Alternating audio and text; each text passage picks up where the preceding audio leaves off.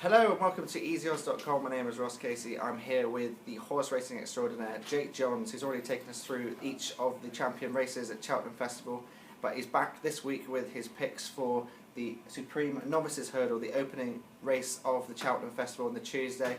So let's have a listen to what he's backing via our sponsors, Sky Bet. Yeah, okay, so firstly I've got to start off with saying about the mental stuff that happened last week with Faugheen out of the champion hurdle, which looked like one of the most biggest bankers that there ever has been at the Cheltenham Festival, and it's really saved the bookies a lot of money because all the four-timers that were going on the first day are now obsolete because Faugheen is not going to be running a champion hurdle. That race is wide open now. They're thinking of putting Annie Power, Merlin's thinking of putting Annie Power, the brilliant mare, into the champion hurdle now. Which will take her out of the mare's hurdle, so now all the four-timers have turned into doubles, and it's just not like hardly any money, to be honest, anymore. But anyway, we'll start off looking through the Supreme market, and we'll start at the beginning with Min, who is a short price favourite on Sky Bet at 7-4, which seems a little bit short, but he has been very, very, very impressive so far. He's side by the same horse as Duvan, who won the race last year. It's really weird because at the start of the year, before Min had even run in England, she had two kind of pretty good runs in France, but not amazing. And she was favourite for the Supreme, so it was just out of nowhere. She hadn't even run, and she's already 16-1 favourite. Wow. Now 16-1 looks an absolute monster price, but apparently you could get her at like 20. You get them at 25s, not that. Okay. If you were really, really shrewd and knew what was going on in the Mullions camp, you could have gone 25s. But yeah, 16 looks an absolute massive price. I know a few people have got him on him at 16s at the start of the year. On his debut, he went at Punchestown, which didn't look like great form to begin with, but I actually really liked a horse in that race called Gertine, who I tipped at 14-1 for that race, but he managed to finish second. But he's won his next two runs very, very easily, and he looks a really nice type. So beating Gertine by that far is pretty good form in itself. And then in his second run, he won at Leopardstown, and he beat a horse called Belle d'Arc, who won a Grade 2 Novice Hurdle at Naas on Sunday. Belle d'Arc came third that day. He won the Novice Hurdle at Naas quite easily. So, like, people were saying that he really hasn't got the form in the book. He hasn't beaten anything in his runs, but he kind of has. He's beaten a Grade 2 winner already. He looks an absolute monster, to be honest. His technique of defence is unbelievable. His jumping technique for a novice is one of the best I've ever seen. He absolutely glides over. He relaxes into the race. He's all class. He runs pretty free, actually, to be honest. He does run quite free, but that won't make too much of a difference in the Supreme because they're going to go pretty fast anyway. There was a very weird, noticeable drift on him midweek. I had no idea. People were saying it's because of Son near Tottenham. Yeah, we actually tweeted it. We were on the ball straight away, and we seemed to get quite a few comments from people saying that it might have been because of a Tottenham footballer rather than a horse that was injured. So that's the power of Twitter rumours. Yeah, I don't know what it was, but it drifted out. Apparently, it drifted out to 8-1. I managed to get on it at 5s, which I thought was unbelievable. I just thought because once people started tweeting me in saying it might have been the Tottenham midfielder, I thought, well, it could just be nothing. So I was going to say 5s is. I'm going to take 4. I'm going to take 4-1 all day long for me because that is an absolute. Thank you, Tottenham. Thank you very much, Son. But that is an absolutely brilliant price. Solid favourite, 7-4. Because it's the first race of the festival, you're likely to get a few offers, and a few bookies might drift out a little bit, trying to get you in for the rest of the festival. So he could drift a bit, maybe might run a bit 15-8. When we made the championship videos, I thought he probably might drift up to 2-1, but he seems quite solid now. And with the other two Mullins horses out, with the whole four-timer switching around and stuff, I don't know if he might not drift that far, but 15-8 maybe might get you in. There'll be a lot of weird offers and stuff on the Supreme on the day, so there's not much point betting it anti-post at the moment, but if I had to pick one out of the race who I think is most likely to win, it's probably going to be Min. Yep. And of course, if you are taking advantage of special offers or free bets, the best way to get those through Sky Bet and Easy Odds is through the Cheltenham app, which is available now via iOS. Of course. But I'll go run through the rest of the market. Alor is currently 4-1 with Sky Bet, trained by Nicky Henderson. He's won 5 of his 7 starts. He couldn't have been more impressive last time at Kempton. Won by 13 lengths to Open Eagle, another Mullins hot pot that has run well since then. The form of that race is pretty strong as well. Has had quite a few winners come out of it, and he won absolutely easily. He clearly runs well on good ground because he's run a lot of his races on good ground. He's ran well and won quite 5 or 7, like I said before.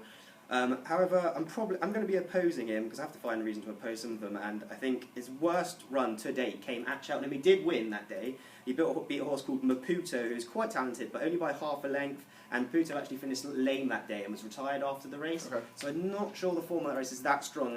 And that was his worst run so far, I think. Well, definitely this year. So I'm just going to have to oppose him just solely because of that. He could easily win, but I'm just going to oppose him because of that. Another horse that I really, really like, trained by Nick Henderson as well, next in the market, called Bouverdaire. Very, very impressive at Newbury in November. The form of that race is incredibly strong. The second weight for me was beaten by 11 lengths and then won the next two easily. The third, fourth, fifth and fifth, all beaten out of sight, all won easily next time. So the form of that race is very, very good, and form is massive. To me especially, and then he won easily at Huntington next time as well. In his last run, never came off the bridle. Don't know what to take out of that, but it was really, really impressive. So I think Bouverdaire is a really, really nice each way player. Around 7-1 on Sky Bet. It seems to be 7-1 across the card. So I wouldn't put anyone off backing Bouverdaire. Next we've got Tombstone Ra, trained by Gordon Elliott. He's around 12-1 on Sky Bet. He's run well in 2 Grade 2s in Ireland in his last two. The Deloitte last time was a bit too far, 18 furlongs, and it was on really bad ground, a terrible ground in fact, like absolutely awful heavy ground. He was just held by Long Dog at Christmas. They were both on heavy ground. He has improved from the Long Dog run. Before the long run to the Long Dog run, he seems to be improving all the time, and Gordon Elliott says he should improve for the better ground, but I just don't think his form is strong enough to take this so far this year. I mean, he's definitely not better form than Min, and I'm opposing him on that, to be honest. But he's obviously unexposed in the Supreme, so I think I'm going to be opposing him for that. And then we've got Super Sunday at around 16-1, trained by Henry de Bromhead.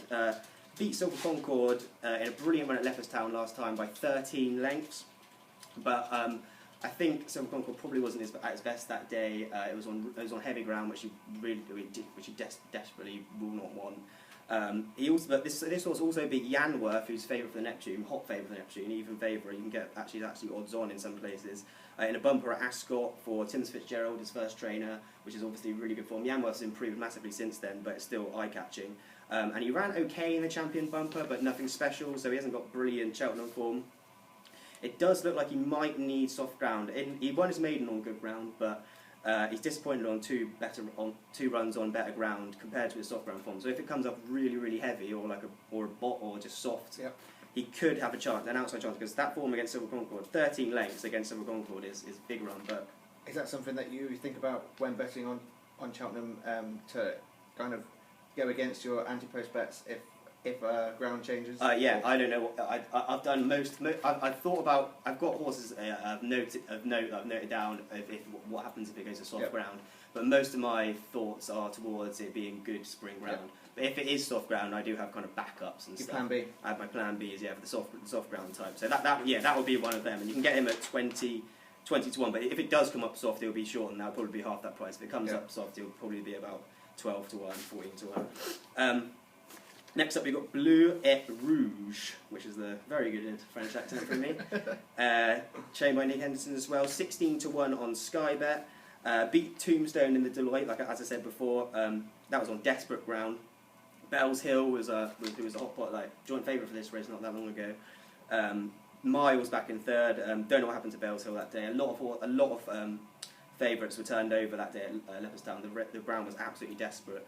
Road to Riches was really bad. Vanovich Gorbatov was really bad in the juvenile race. So I would forgive a few.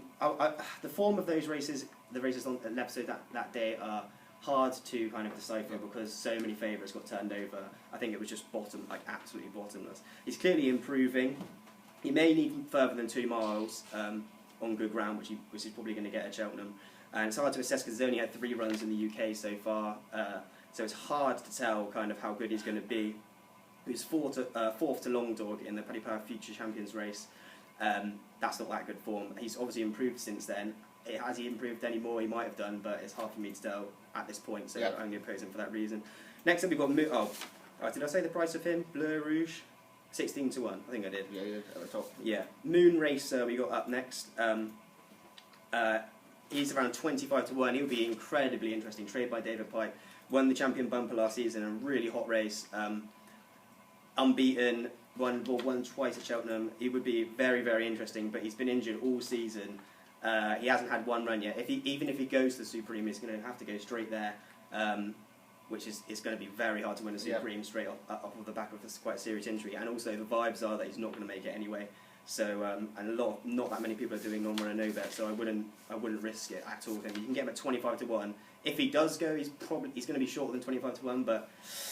I mean, he was vying for favouritism. He was vying for favouritism at the start of the year when people thought he was going to have a prep race, but it looks like he's not going to. Well, he's definitely not going to have a prep race now. He's going to go straight there if he goes there at all. Next up, I've got a very interesting outsider in Silver Concord at 25 to 1. This is where you come up trumps. This is where I come up trumps. The outsider for a reason, James. Yeah. Silver Concord currently 25 to 1. It's still.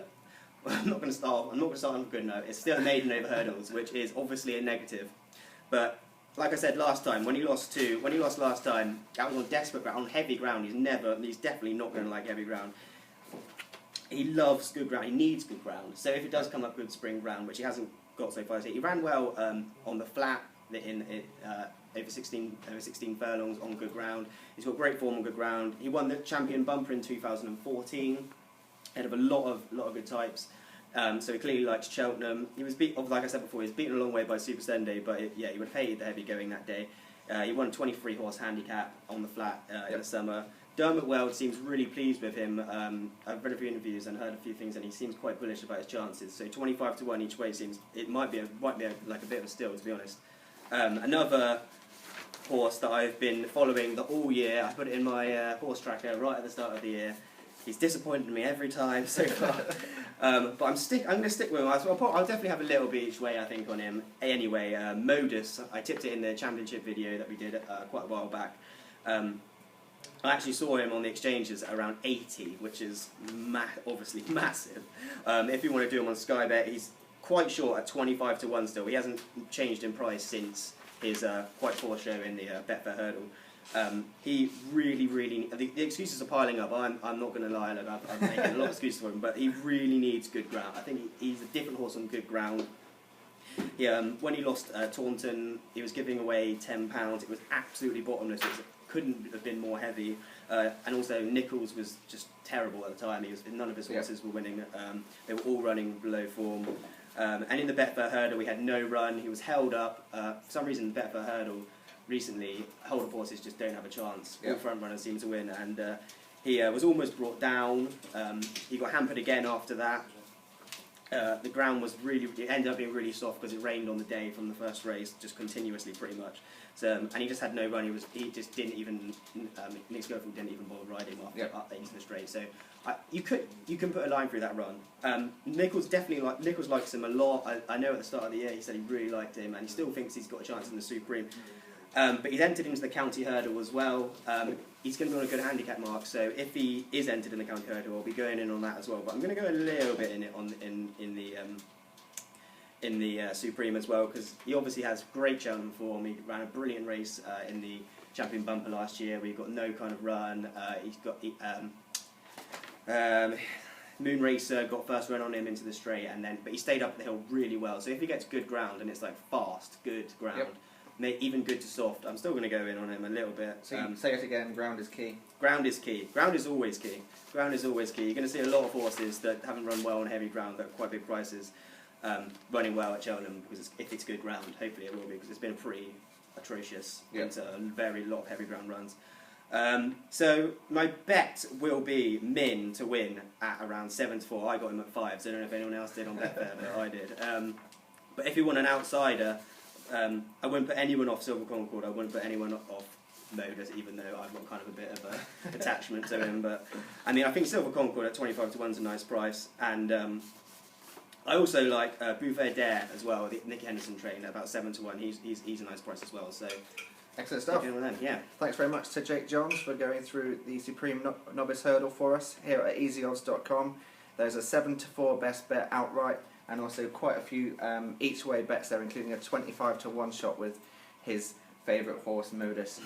So thank you very much to Sky Bet for sponsoring this video, and don't forget to download the Cheltenham app, which we will include the link at the bottom of this video. Thanks for watching, and best of luck with your betting at Cheltenham Festival.